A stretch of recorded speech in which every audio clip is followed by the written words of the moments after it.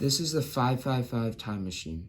It uses three 5.1K ohm fixed resistors, one 100K ohm fixed resistor, one 10K ohm fixed resistor, one 220 ohm fixed resistor, one 3904 transistor, one 4001 CMOS logic gate, one microfarad capacitor, and a LM358 dual op-amp. We use the LM358 dual op-amp and the 4001 logic gate as an SR latch in order to make the LED oscillate. An SR latch, set-reset latch, also known as a flip-flop, is used to store one bit of information. It has two inputs, S set and R reset, and the two outputs Q and not Q. The SR latch operates in two primary states, set and reset.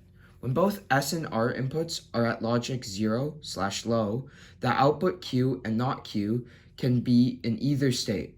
When the S is set to high, the Q output becomes high, and the not Q becomes low. This state is set, and it remains in the state even if S goes back to 0.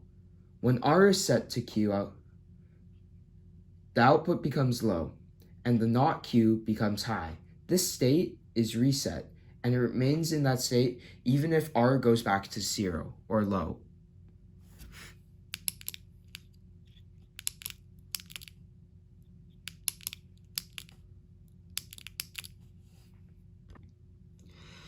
This circuit creates a square wave. By charging up the 1 microfarad capacitor, the LM358 in the circuit sees this voltage. When the capacitor is filling up, the voltage being seen by the LM358 increases and triggers the op-amp. The current stops flowing to the LED.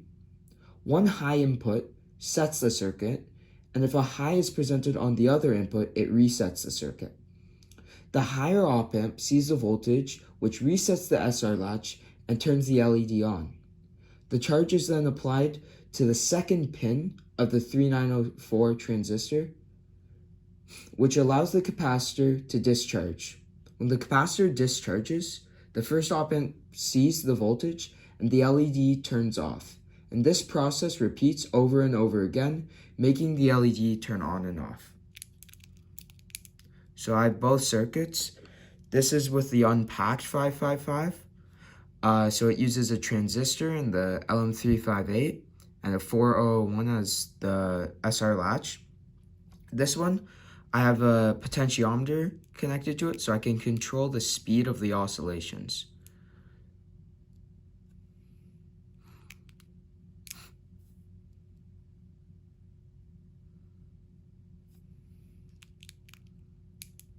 Thank you for watching.